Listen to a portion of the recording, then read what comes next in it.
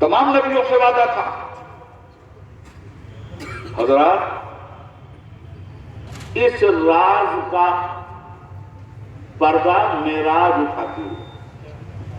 یہ جو بیت المقدس گئے ہیں مصطفیٰ، اور جبریل امین علیہ السلام نے ایک پتھر میں سوراخ کر کے ان کی سواری کی گرہ باندھی، اور حضور کو جب مسجد میں لے گئے تو کیا دیکھا؟ 1,24,000 کم و بیش جتنے انبیاء آئے تھے دنیا میں، سب کو اللہ تعالیٰ نے مسجد بیت المقدس میں اتارا۔ میرا نبی سب کے زمانے میں کیوں جائے گا؟ سب میرے نبی کے زمانے میں آئیں گے۔ سب کو اپنے نبی کے زمانے میں اتارا، سب نبیوں کو اپنے نبی کے زمانے، اپنے مصطفیٰ کے زمانے میں اتارا۔ کیوں جائیں گے میرے مصطفیٰ آدم کے زمانے میں؟ آدم آئیں گے میرے مصطفیٰ کے زمانے میں۔ کیوں جائیں گے نوح کے زمانے میں میرے مصطفیٰ؟ نوح آئیں گے میرے مصطفیٰ کے زمانے میں۔ کیوں جائیں گے میرے مصطفیٰ موسیٰ کے زمانے میں؟ موسیٰ آئیں گے میرے نبی کے زمانے میں۔ کیوں جائیں گے عیسیٰ کے زمانے میں مصطفیٰ؟ عیسیٰ آئیں گے مصطفیٰ کے زمانے میں۔ سارے نبیوں کو رب العالمین نے آج اتار دیا۔ اب یہ جتنے آئے تھے ان میں کوئی مقتدی نہیں تھا، سب مقتدی تھے۔ ان میں کوئی مصلی نہیں تھا، سب مصلی تھے۔ ان میں کوئی راہی نہیں تھا، سب رہبر تھے۔ ان میں کوئی کسی کے پیچھے چلنے والا نہیں تھا، سب کے پیچھے امت تھی۔ آج سب اکٹھا، نماز کا وقت ہو گیا۔ حضرت جبریل نے اقامت کہہ دی، اب کوئی ایک ہی آدمی تو امام ہوگا نا، اور وہی تو سب سے بڑا ہوتا ہے، اسی کے پیچھے تو سب ہوتے ہیں۔ تو آج تو سب اپنے اپنے وقت کے امام تھے، سب لگی ہوئی ہے ان میں امام کون ہوگا؟ تو سبوں نے ایک دوسرے کو دیکھا، کہا وعدہ یاد ہے نا؟ وعدہ یاد ہے سب کو؟ سب ایک زبان بولے، مصطفیٰ آگے بڑھیے، وعدہ یاد ہے، آپ ہمارے امام الانبیاء ہیں، ہم آپ کے مقتدی ہیں، آپ ہمارے نبی ہیں، آپ ہمارے بھی رسول۔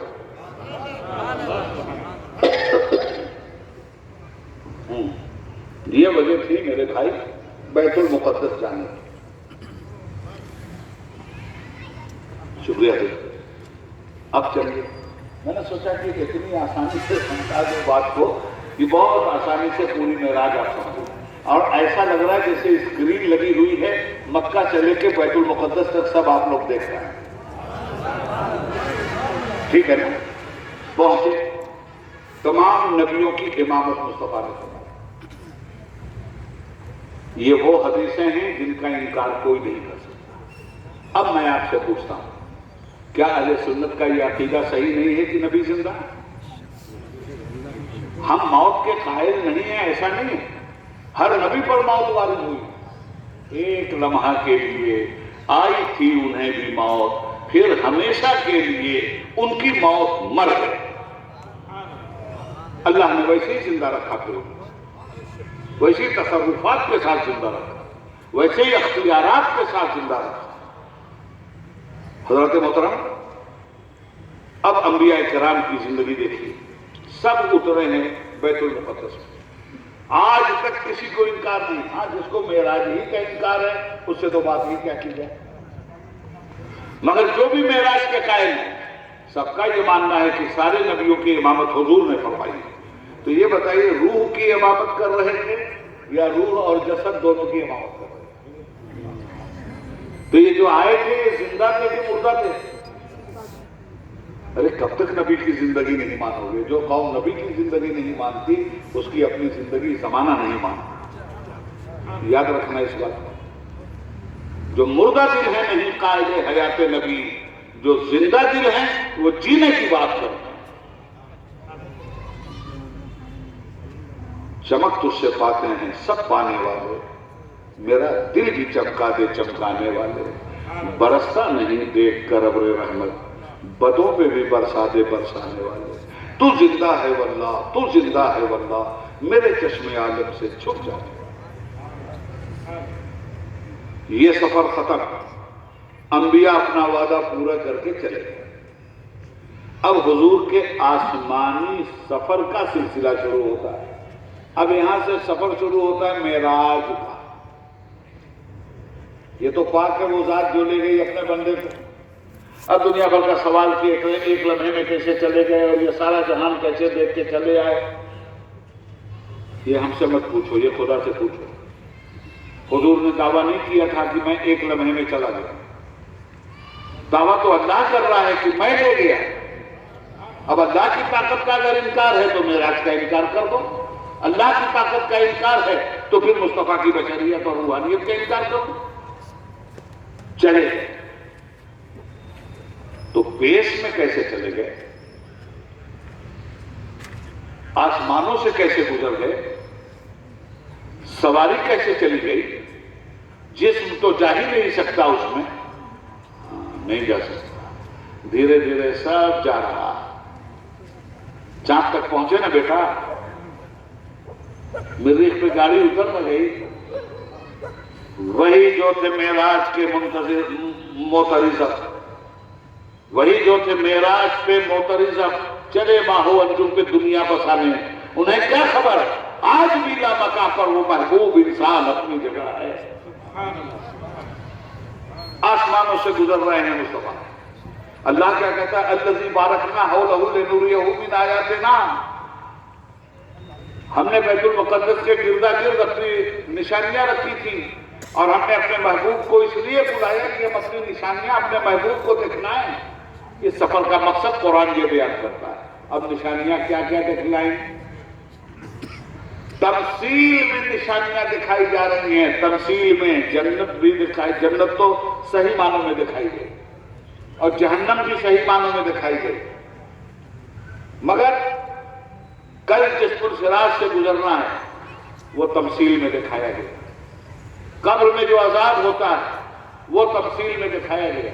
اس دنیا میں بندے جو برا کام کر کے جاتے ہیں آخرت میں اس کا انجام کیا ہوگا تمثیل میں اس کو دکھایا گیا.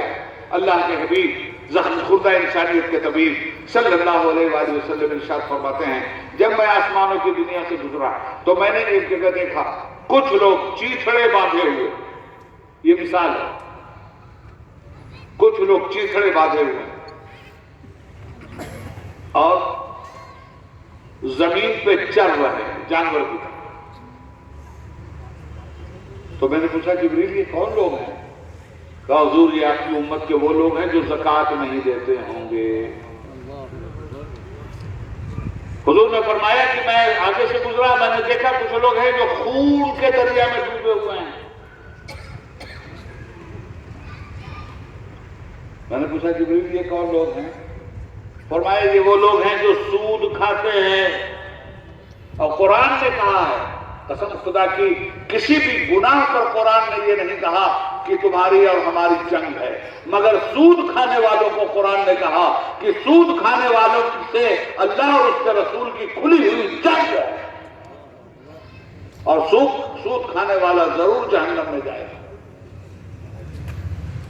اس کے بعد دیکھا سرکار نے پھر تمثیلی طور پہ کہ کچھ لوگ ہیں جن کی زبانیں آگ کی قینچی سے کاٹی جا رہی. زبان ایسے نکلی کاٹ دی گئی پھر اتنی بڑی زبان ہو گئی فرشتے مسلسل آگ کی قینچی سے کاٹ رہے.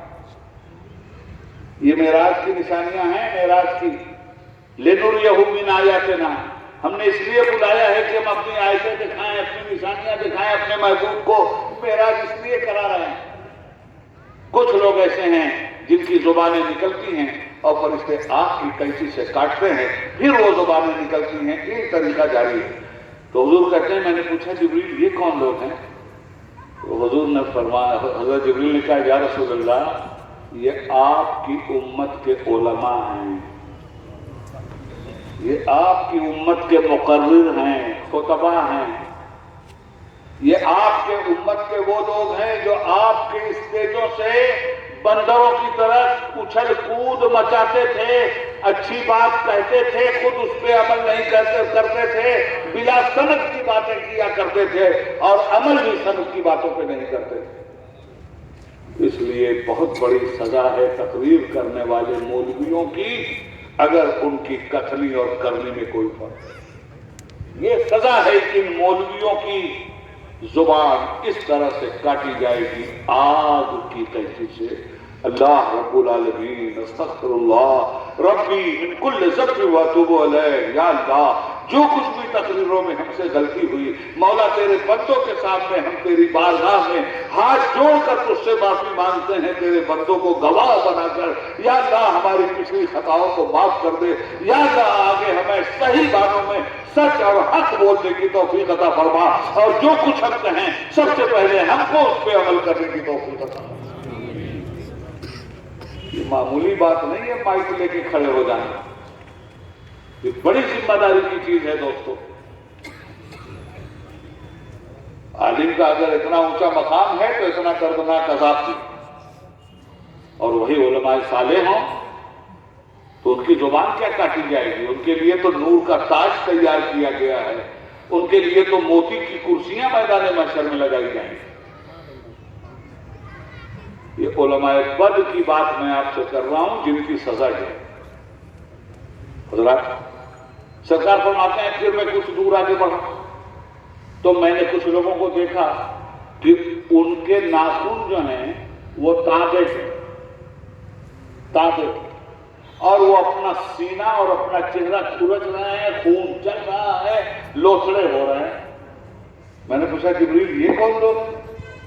کہا حضور یہ چگل خور لوگ جو دوسروں کی چگلی کرتے رہتے ہیں، جہاں بیٹھتے ہیں وہاں دوسرے کے خلاف کنسپریسی کرتے ہیں۔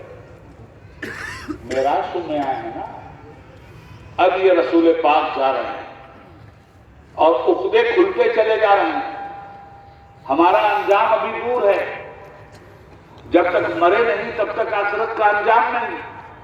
اس لیے امام اہل سنت اعلیٰ حضرت امام محمد رضا فاضل بریلوی رحمت اللہ تعالی علیہ کی زبان میں ایک پیغام دے رہا ہوں، قبول کر لیجئے۔ انہیں جانا، انہیں مانا، نہ رکھا غیر سے کام۔ انہیں جانا، انہیں مانا، نہ رکھا غیر سے کام، للہ الحمد میں دنیا سے مسلمان گیا، آج لے ان کی پناہ، آج مدد مانگ ان سے، کل نہ مانیں گے قیامت میں اگر مان گے۔ میرے بھائی ابھی وقت، یہ سارے عذاب میرے مصطفیٰ دیکھ کر آئے ہیں، یہ تفصیل میں عذاب دکھایا گیا کہ مولوی اگر اس طرح کی رسول کے اسٹیج سے گنڈا گردی کرے گا، مولوی اگر منبر رسول سے بندروں کی طرح اچھل کود کرے گا، مولوی اگر منبر رسول سے جو کہے گا وہ نہیں کرے گا، اس کی کتنی اور کرنی میں فرق ہوگا۔ تو ٹھیک ہے، آج تو اتنی بڑی زبان چلا لے، آج تو مرغ مسلم کھا لے، آج تو ہاتھ پیر چموا لے، آج تو زمانے کو فریب دے دے، مگر کل یہی زبان آگ کی قینچی سے کاٹی جائے گی اور پھر دی جائے گی، پھر کاٹی جائے گی۔ اللہ رب العالمین ہمیں اور آپ کو اس عذاب سے محفوظ فرمائے۔ میرے آقا آسمانوں سے گزرتے رہے، پھر حدیث شریف میں آتا ہے کہ آسمانوں پہ حضور کی انبیاء سے پھر ملاقات، عیسیٰ علیہ السلام سے ملاقات، موسیٰ علیہ السلام سے ملاقات، خلیل اللہ علیہ السلام سے ملاقات۔ حدیث میں تو یہاں تک آتا ہے کہ جب حضور اور چھٹے آسمان سے آگے جانے لگے، حضرت موسیٰ کا مقام چھٹا آسمان، حدیث میں آتا ہے کہ جب چھٹے آسمان سے میرے رسول کی سواری آگے بڑھی تو حضرت موسیٰ دیکھ کر کے دھاڑے مار مار کے رو رہے۔ کس بات پر رونا آیا اس کو؟ بڑے جلیل قدر نبی ہیں، یاد رکھیے گا، بڑے مجاہد نبی ہیں، یاد رکھیے گا۔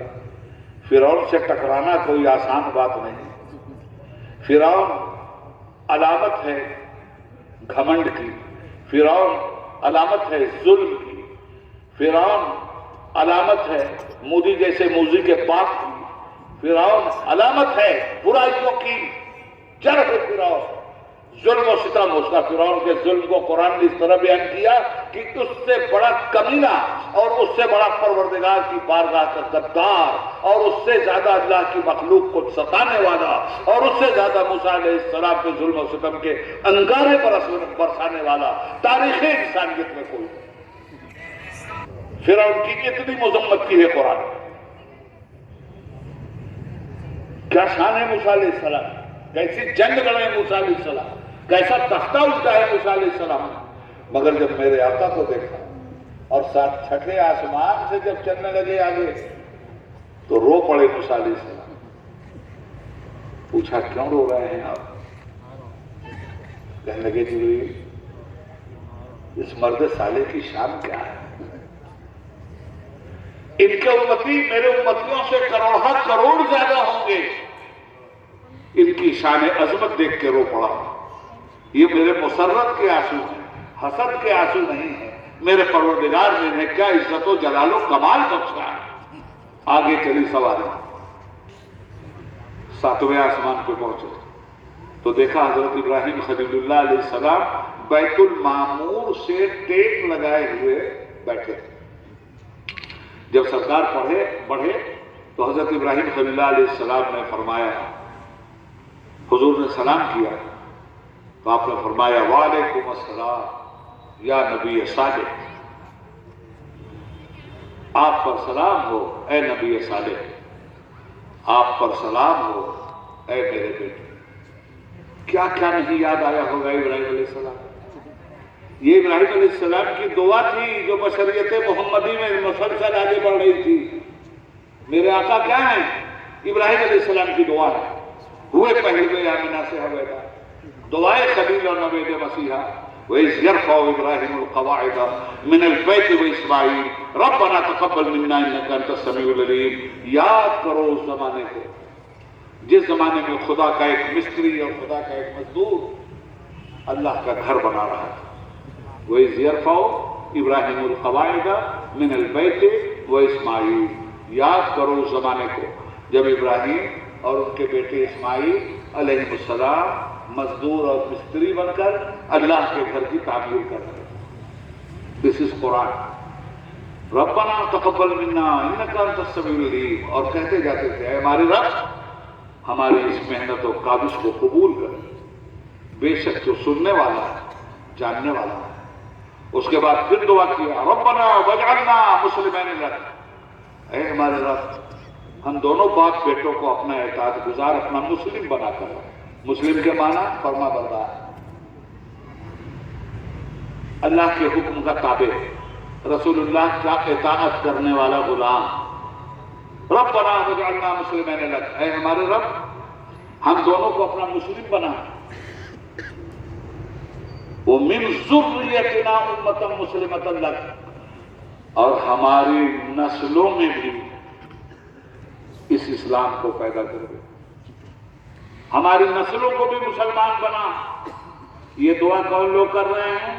ابراہیم علیہ السلام، اسماعیل علیہ السلام۔ کب کر رہے ہیں؟ جب کعبے کی تعمیر کر رہے ہیں تب کر رہے ہیں۔ ربنا واجعلنا مسلمین لک ومن ذریتنا امۃ مسلمۃ لک، ہماری نسل سے ایک امت مسلمہ پیدا کر، وارنا مناسکنا وتب علینا انک انت التواب الرحیم، ہمیں سکھا دے اپنی عبادت کے طریقے، ہماری توبہ کو قبول فرما لے، بے شک تو بڑا رحیم و کریم ہے۔ یہ دعا کر چکے، اب آئیے سنیے، جب یہ کر چکے اور کعبہ تیار ہو گیا تو دیکھو طریقہ ہے، یہ جو بلڈنگ آپ کے سامنے ہے اس کو کسی مزدور نے بنایا ہوگا اور کسی مستری نے بنایا ہوگا۔ بنانے کے بعد کیا وہ خالی ہاتھ چلا جاتا ہے یا اس کے مالک سے اپنی بھیک بھی مانگتا ہے، اپنی اجرت بھی تو مانگتا ہے، اور مالک اجرت دیتا ہے کہ نہیں؟ بھئی دن بھر محنت کیا ہے تو اس کی محنت کا صلہ تو اس کو ملنا چاہیے نا۔ یہ کعبہ بنایا تھا، جب بن چکا کعبہ تیار ہو گیا بیت اللہ، تب ابراہیم علیہ السلام نے اپنے بیٹے سے کہا بیٹا آمین کہنا، اب میں اللہ سے اجرت مانگنے جا رہا ہوں، اب اللہ سے اپنے کام کا صلہ مانگنے جا رہا ہوں۔ ہاتھ اٹھا دیا اور کہا پروردگار تیرا گھر میں نے بنا دیا، اب اس کی قیمت مجھے عطا کر۔ تو قیمت کیا مانگا؟ اجرت کیا مانگا؟ مزدوری کیا مانگا؟ مزدوری مانگا۔ کیا مانگا؟ रब्बना वजअलना उम्मतन मुस्लिमतन लक वअरिना मनासिकना वतुब अलैना इन्नका अंतत तव्वाबुर रहीम। मजदूरी मांग रहे हैं अब। रब्बना वबअस फीहिम रसूलन मिनहुम यतलू अलैहिम आयातिही व युज़क्कीहिम व युअल्लिमुहुमुल किताब वल हिकमा। ए मेरे रब, मजदूरी ये है कि काबा मैंने बना दिया है, अब काबा बसाने वाला मेरा बेटा भेज दे, अपना आखिरी रसूल भेज दे। हमारे मुस्तफ़ा को मांगा है काबा बनाने के बाद मजदूरी में, हमारे मुस्तफ़ा के लिए दुआ किया है काबा बनाने के बाद। बनाया मैंने है, बसा दे अपने मोहम्मद से, मुझे मेरा पोता दे दे, मैं अपने मोहम्मद के काम को देखूं तो अपने पोते पे फख्र करूं, और मेरा पोता तेरे घर को देखे तो अपने दादा पोता। आज दादा पोता मेराज में इकट्ठा।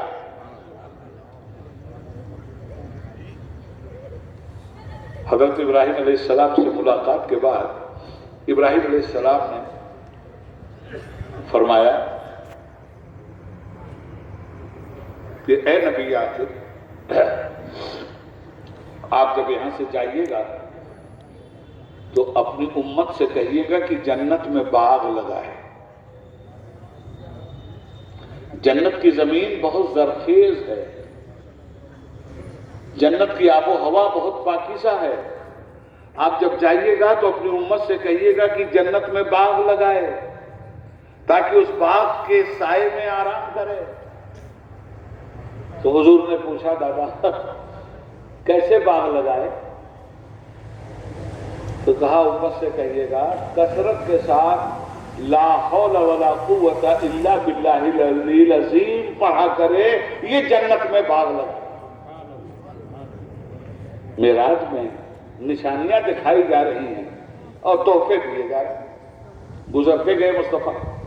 अब आया सिदरतुल मुंतहा,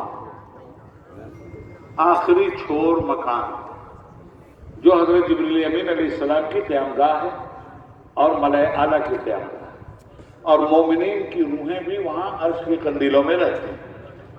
उस मकाम पे जब पहुंचे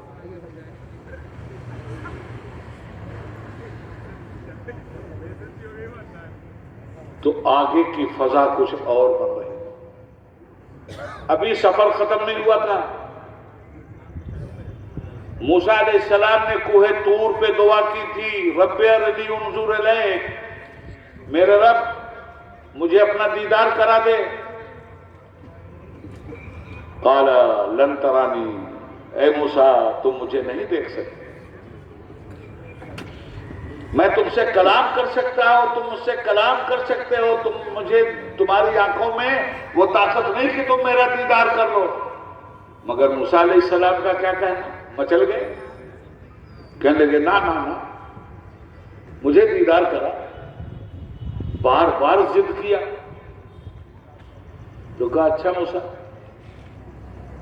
हम अपने जलवे की तजल्ली कोहे तूर पे डाल देते हैं, अगर ये बर्दाश्त कर ले गया तो कर लेना दीदार।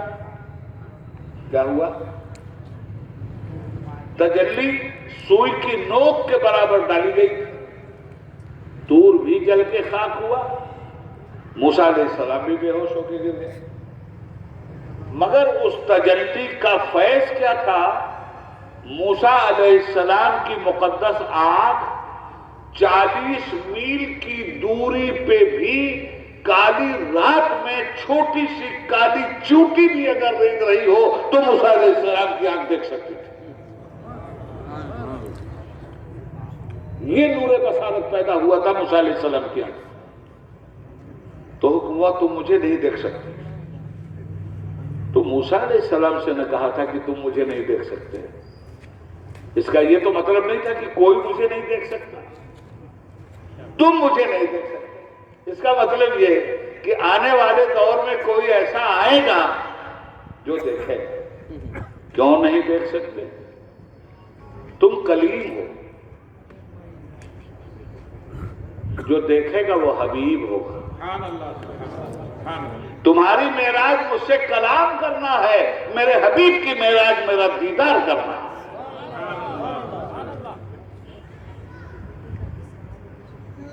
खुश हो गए हबीब।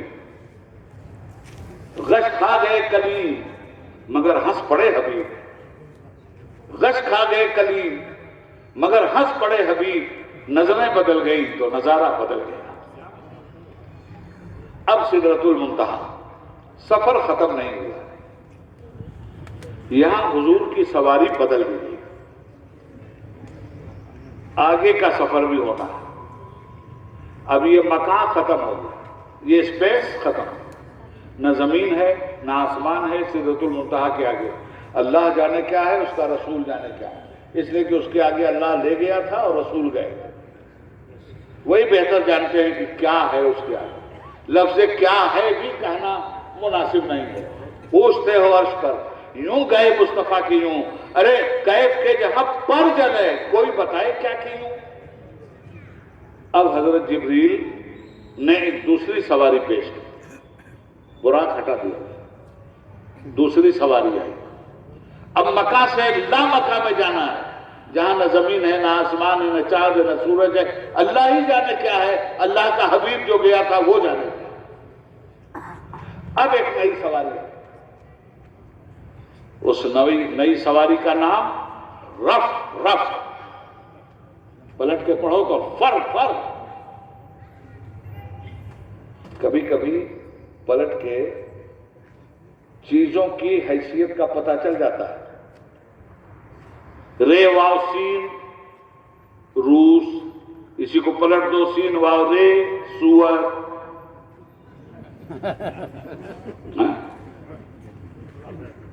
رف رف پلٹو تو فر فر۔ یہ براق اس کے سامنے کوئی حیثیت ہی نہیں رکھتا، اتنا تیز تھا وہ۔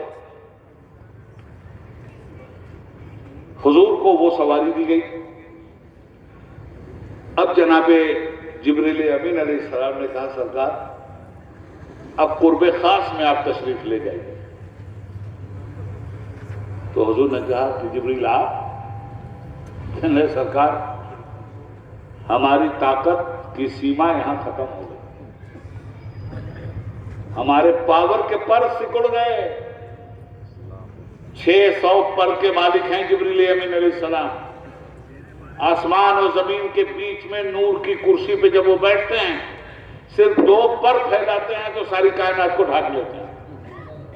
600 پر ہے، 600 پر کا فرشتہ زمین پہ ایک پر مار دے تو ساری کائنات کی زمین پھٹ جائے اور ساری کائنات کے لوگ دفن ہو جائیں، وہ طاقت ہے جناب جبریل امین علیہ السلام کے پر میں۔ اتنی بڑی طاقت کا فرشتہ ہاتھ جوڑ لیتا ہے، سرکار اب آگے ہم نہیں جا پائیں گے، آپ جائیں۔ کیوں جبریل کیوں نہیں جا سکتے؟ تو کہتے ہیں اگر یک سرے بال موئے برم فروغ تجلا فسوزت برم، یا رسول اللہ اگر ایک بال کے برابر بھی آگے چاہوں تو تجلی پروردگار کے جلال سے میرے پر جل کر راکھ ہو جائیں گے۔ میری حیثیت یہی تک تھی میرے مصطفیٰ، آپ جائیے۔ اب میں یہاں رک کر ایک بڑا خاص پیغام آپ کو دینا چاہتا ہوں، ذہن میں رکھیے گا، تقریر آخری موڑ پہ جا رہی ہے، بہت خاص بات۔ غوث میاں بیٹھے ہیں، ان کے بچپن سے میں بابو کہتا ہوں، بابو کے علاوہ غوث بڑی مشکل سے نکلتا ہے، حالانکہ غوث زبان سے نکلنا چاہیے۔ میرا بچہ ہے، گود کا کھلایا ہوا ہے۔ جہانگیر بھائی میرے بڑے بھائی تھے، سگے بھائی نے بھی وہ پیار نہیں دیا ہوگا جو جہانگیر بھائی نے مجھے پیار دیا۔ حیدرآباد کی زمین کا چپا چپا گواہ۔ انہوں نے یہ گئے بمبئی اور مجھ سے کہنے چچا حیدرآباد چل رہا ہے، میں آپ کو حیدرآباد لے جانے کے لیے آیا ہوں، اور میں نے کبھی حیدرآباد دیکھا، کہنے چچا میں لے چلتا ہوں، حیدرآباد کے لوگوں نے آپ کو بلایا ہے، ایڈوکیٹ مجیب صاحب نے آپ کو بلایا ہے، حضرت صدر جلسہ نے آپ کو بلایا ہے، چلیے آپ. میں نے کہا چلو بیٹا. چلا ان کے ساتھ. یہ حیدرآباد سے آئے تھے مجھے لینے بمبئی. میں ان کے ساتھ چلا. آ گئے ایئرپورٹ بھی, وہاں سے بھی نکلے. اچھا اب شہر کی طرف جانا ہے. غوث میاں کہنے لگے چچا یہ رہی سواری, آپ جائیے میں سلام کرتا ہوں, میرے لیے دعا کیجیے گا. میں نے کہا بیٹا یہ کیا بات رہی, میں کبھی حیدرآباد آیا نہیں, تم مجھے صدر صاحب کے پاس اور مجیب صاحب کے پاس بھیج رہے. شہر میں نے دیکھا نہیں, ایڈیٹوریم کو میں نے جانا نہیں, تم میرے رہبر تھے, میں تمہارا راہی. رہبر بیچ راستے میں مجھے چھوڑ رہا, ایئرپورٹ پہ کہتے ہو بیٹا کہ میری آخری سرحد ہے, اب میں آگے جاؤں گا تو میرے ہاتھ پیر جل جائیں گے, اب آپ جائیے. تو بیٹا میں کیوں جانے لگا, میں تو بیک ٹو پویلین. جب آگے کا راستہ رہبر کو نہیں معلوم تو راہی کہاں سے جائے گا بھائی. تو مجھے تو پلٹ کے چلے جانا چاہیے نا واپس ممبئی, اس لیے کہ واپسی کا ٹکٹ بھی ساتھ میں ہے. عقل تو یہی کہتی ہے کہ واپس چلے جانا چاہیے. رہبر صاحب جب آپ آگے نہیں جا سکتے تو راہی کیسے جائے گا, جب آپ کا راستہ دیکھا نہیں ہوا تو میں کیسے جاؤں.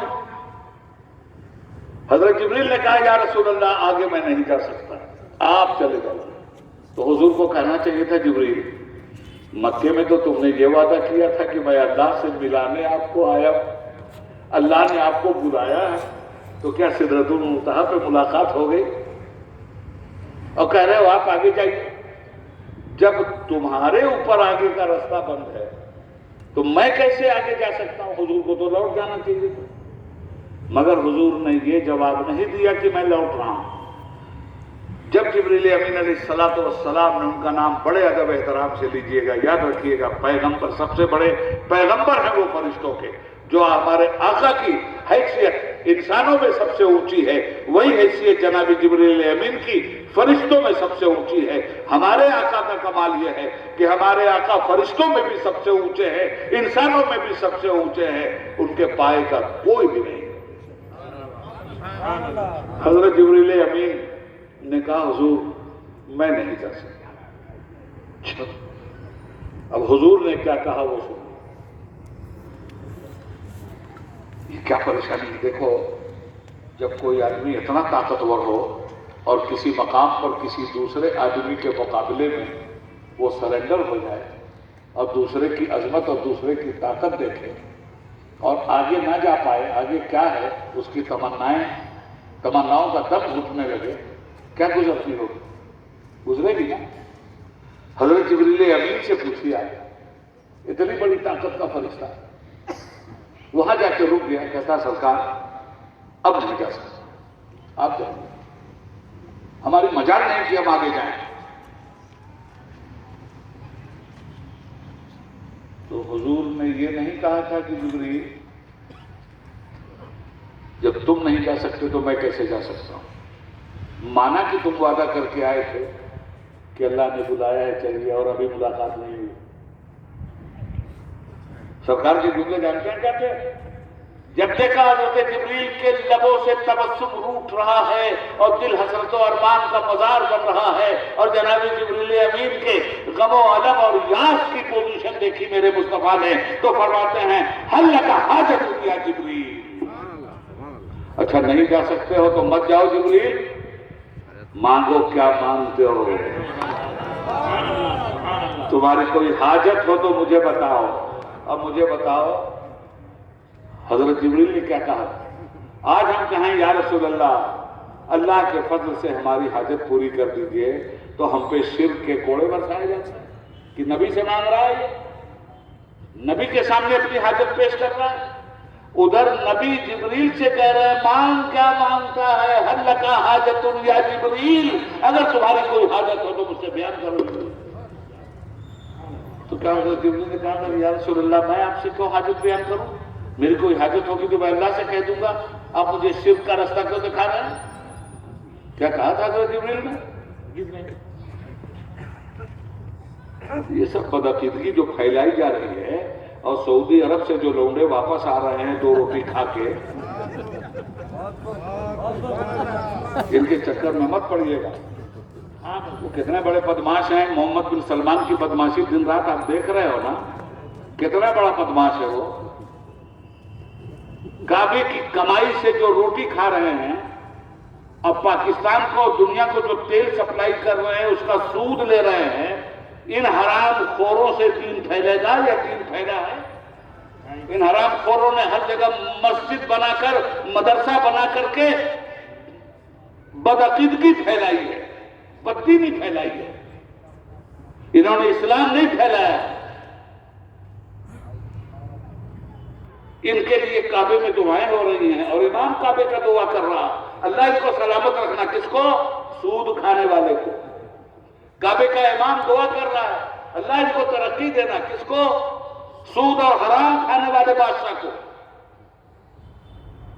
وہاں نہ مولویت جاگتی ہے، نہ محدث صاحب جاگتے ہیں، نہ مدرسہ جاگتا ہے، نہ مسجد کا امام جاگتا ہے۔ حرام کھانے والی سعودی حکومت اور حرام راستے سے غاصبانہ طور پر مکہ اور مدینہ پہ جبری اقتدار میں آنے والی حکومت، کوئی ٹھکی چھپی بات ہے؟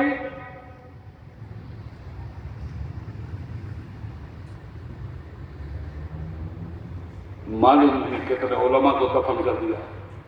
اگر کوئی امام کعبے کا جرات اس نے کر دیا اور حکومت کا لکھا ہوا خطبہ اس نے نہیں پڑھا، اسرائیل کے خلاف اگر بول دیا، اسے موت کے گھاٹ اتار دیا۔ اب اسرائیل سے پین بڑھائی جا رہے ہیں، ساری دنیا میں تیل دیا جا رہا ہے تو سود لیا جا رہا ہے، سود۔ یہ ہے کعبے کے محافظ، یہ ہے خادم الحرمین الشریفین، اور وہاں سے یہ 2 ٹکے کے لونڈے اپنا بوریا بسترا لے کے آتے ہیں تو یہاں شروع ہو جاتے ہیں، اور بھائی یہاں نہیں باندھنا چاہیے، کہاں باندھنا چاہیے؟ یہاں باندھنا چاہیے۔ ہمارے یہاں تھے ایک حاجی صاحب، حاجی عمراؤ تھے، لکھلوڑا پڑ پتھر، مگر تھے بہت مزیدار آدمی، مدثر جاگ کے سن لو بات۔ وہ گئے ایک مسجد میں، کہنے لگے بابو ہم گئے ایک مسجد میں، یعنی مسجد بھی بولنا نہیں جانتا تھا غریب، وہاں کی زبان میں، یو پی کی، ہم گئے ایک مسجد میں، یعنی مسجد میں، تو دیکھا بابو